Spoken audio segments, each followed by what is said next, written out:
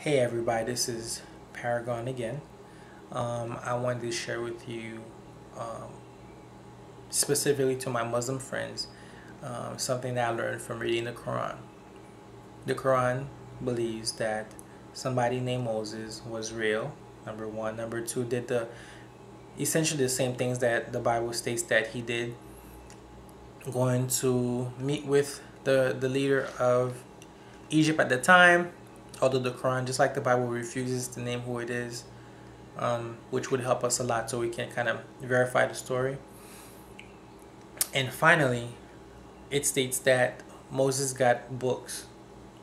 Okay, now I'm reading the Quran, I'm not done. Okay, so that's one thing. I've read this book. This is the Bible, which is where a lot of the information from the Quran basically came from. I know that Muslims think that the Bible is corrupted. I agree. But I'm trying to tell all my Muslim friends it doesn't matter if it was corrupted because it's just oral traditions and mythology. Say it with me, mythology. So, the questions for my Muslim friends, my Muslim friend particularly, is why does the Quran say that Moses got books? Because first of all, it's challenged that Moses even existed. Okay, and if you do some research, you'll find that it was people after the supposed time of Moses that came and wrote it. I forgot. I think it was Friedman that wrote the book, who wrote the Bible, and he showed that there were like four primary sources of who wrote down the early traditions, the Yahwists, the priestly, and two other sources, J.P. Those who done the research know what I'm talking about. But to say that somebody named Moses wrote down books is not accurate. What books? You mean the Pentateuch, the first 5 books of the Bible? Is that what you mean? What books did he write? And if he wrote a book, who did he give it to? I mean, he had a large crowd with them. They were slaves. What language did they speak? They didn't speak no Hebrew, I can tell you that much. They were trapped in Egypt for hundreds of years. So, were they all supposed to be literate and just be like, oh, okay, well, this is what God wants from me?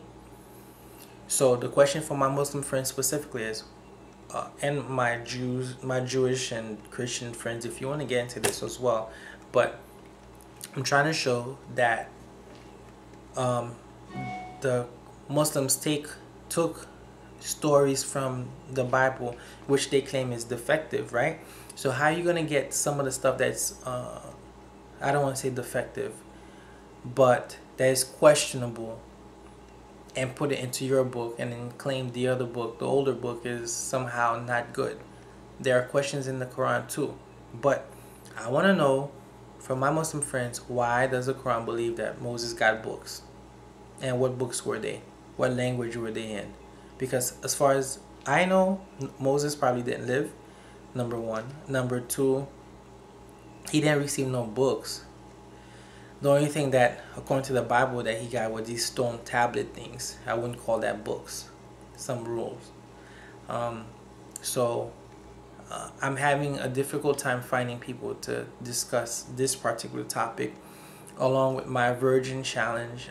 Check out my other video that I made, asking why does the Quran believe that Jesus was born of a virgin, which has been challenged very well from what I know.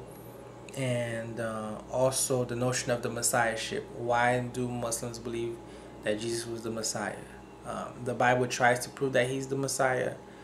The Jews show that he's not the Messiah. So those are the other 2 challenges. But today it's about the books of Moses. What is this? What are these books? What language were they in? What books? What is this? Because if the Quran believes that, it's just, I believe, panning to the Jews that, oh, I'm the last messenger, come follow me, I'm somebody special, so on and so forth. So I'd like to hear your thoughts on that. Alright, so this is Paragon signing off. I hope to get some responses from my friends.